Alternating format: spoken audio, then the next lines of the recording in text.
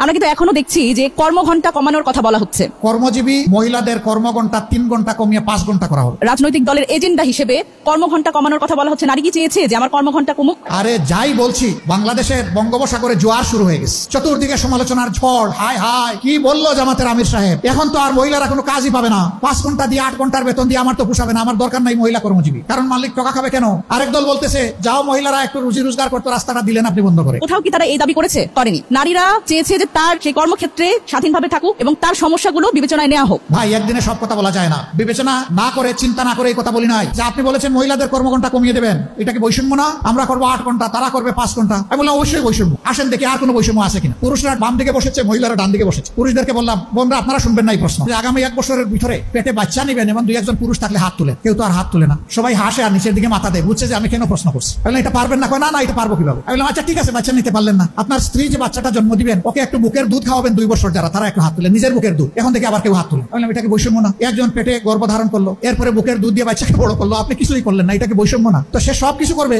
আবার প্রফেশনাল লাইফে এসে আপনার মতো 8 ঘন্টা কাজ তাকে করতে হবে, এইটাই বৈষম্য। কর্মঘণ্টা কমিয়ে আসলে নারীর ক্ষমতায়ন আসলে কিভাবে সংজ্ঞায়িত করতে চান সেই রাজনৈতিক দলগুলো, সেটি আমার কাছে প্রশ্নের উদ্রেক করে। এখন বলবেন যে শিল্প মালিক বাঁচবে কেমনে, সরকারের কাজ হবে কেমনে? অবশ্যই হবে। যে জাতি তার মাকে সম্মান করে, আল্লাহ সেই জাতিকে সম্মানিত করেন।